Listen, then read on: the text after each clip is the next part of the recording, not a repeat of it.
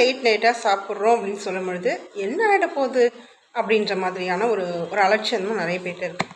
இந்த லேட் நைட்டாக நம்ம சாப்பிட்றதுனால அந்த 11 மணிக்கு தான் நிறைய லேடிஸ் சொல்லுவாங்க, எல்லா வேலையும் முடிச்சுட்டு நாங்கள் 11 மணி ஆகும் நாங்கள் சாப்பிட்றதுக்கு.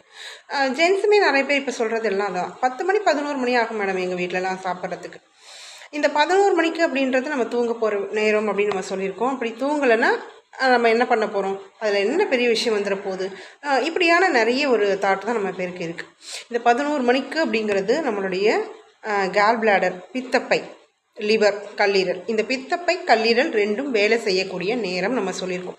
இப்போ அந்த நேரத்தில் அந்த பைல் ஜூஸ் அப்படிங்கிறது, அதாவது இந்த பித்த நீர் அப்படிங்கிறது நமக்கு சுரக்கும்.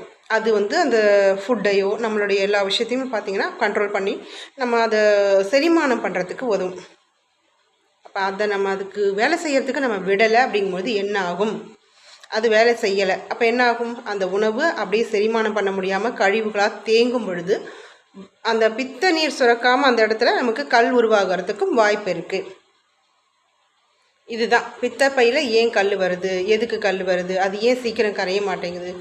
சிறுநீரக கற்களை கூட கொஞ்சம் ஈஸியாக ரிமூவ் பண்ண முடியும், பித்தப்பை கற்களை கொஞ்சம் ஈஸியாக ரிமூவ் பண்ண முடியாது, அதுக்கு நிறைய ட்ரீட்மெண்ட் எடுக்கணும் அப்படின்னு நம்ம சொல்கிறோம். அப்போ அதை நம்ம வந்து ஆரம்பத்திலேயே அதை வந்து ப்ரிவெண்ட் பண்ணணும் அப்படின்னாக்கா கண்டிப்பாக இந்த இரவு நேரத்தில் நீங்கள் லேட் நைட்டில் சாப்பிட்றது, கண்ட உணவையும் சாப்பிட்றது, சாப்பிட்டு முடிச்சுட்டு வேறு எதையாவது போட்டு திணிக்கிறது, பசி இல்லாத நேரத்தில் சாப்பிட்றது, பசிக்கிற நேரத்தில் சாப்பிடாமல் இருக்கிறது, இது எல்லாமே தவறான ஒரு விஷயம்.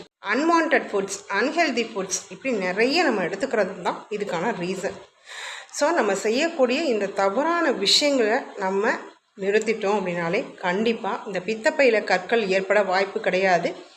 கல்லீரலும் தன்னோட பணியை சரியாக செய்யறதுனால உடலும் ஆரோக்கியமாக இருக்கும் அப்படிங்கிறத புரிஞ்சுக்கோங்க. இனியாவது லேட் நைட்டாக சாப்பிடாதீங்க, ரொம்ப லேட் நைட்டாக தூங்காதீங்க. மறக்காம சர்ப்ரைஸ் பண்ணுங்க.